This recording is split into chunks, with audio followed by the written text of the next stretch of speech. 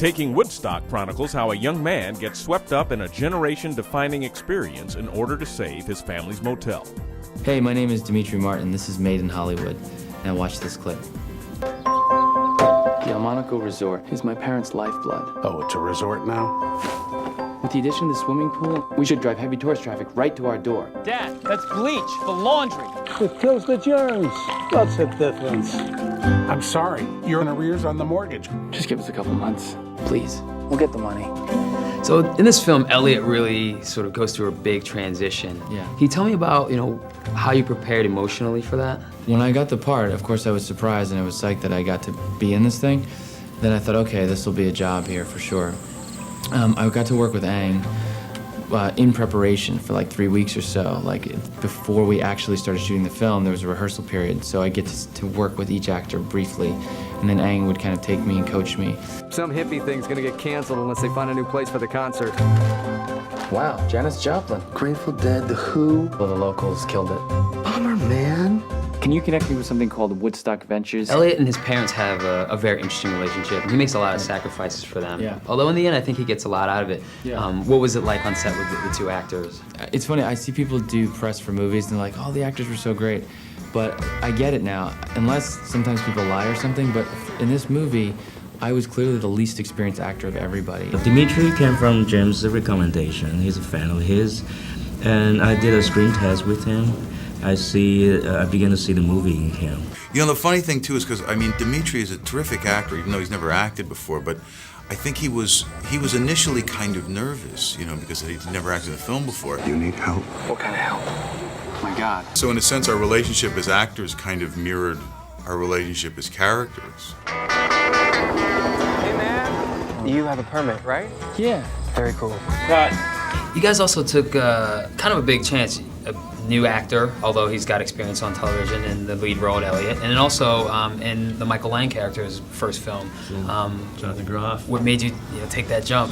Well, Jonathan is just so spot on. When you see him, that's the guy, that's Mike Lang. God, it's so hard to find Mike Lang because it's scary. He's an iconic character. You have to get him right. We're gonna need a place for people to crash. Why don't we just buy the Monaco out for the season? We like to pay cash in advance. Tell me a little bit about your preparation for the film. I know you're really a theater actor by and large, so it's your debut. There was a lot of preparation. The first meeting I had with Aang, he gives you, I don't know if he does this with every movie, but at least for this one and for me, this giant, huge binder of research about the time period, about what the people were like, what the music was like. He gave me a bunch of mix CDs, a bunch of films to watch, and he really expects you to really do your homework. I don't think I pay attention to detail. I just do what I need to do. And I get... Just all the rest of the suffering crew think you pay attention to detail. I've heard of binders this thick. Yeah. Of Insecurity. 10 Insecurity. I don't CDs. think, like Woodstock, what do I know about Woodstock? I was 14 in Taiwan. All these Americans watching me do this movie. Insecurity, that's what I can hold on to. The word is getting out that maybe we'll have a few more guests than we originally thought. So man, tell me a little bit about Billy. What do you think his central role was in the film? I think that Billy, he's like a young Vietnam veteran who, I think his part in the film is to kind of represent Vietnam for the movie. What should I do? Rally your troops. Do I have troops? Got your mom, don't you? She's a battalion. And he meets Dimitri Martin's character, and I think that they're both kind of outcasts.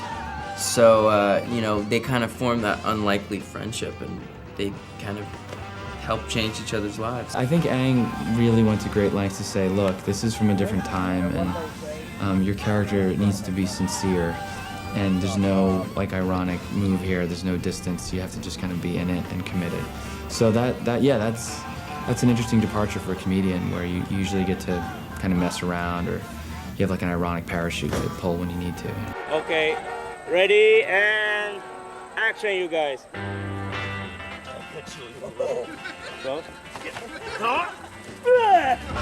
Police are planning the first ever emergency closing of the entire thruway. What? Visually, there was also a lot of montage, a lot of split screen. I imagine that was done on purpose. Yeah, there was a documentary to pay homage to, but mostly I think cinema is a big part of culture. When you want to recall the time, the spirit of the time, especially the young people's spirit, that's a big part of it. So it's not a long consideration. I decided to jump in. Not only that, but the zoom lens from the 60s. That's not from the documentary, but you know, movie in general.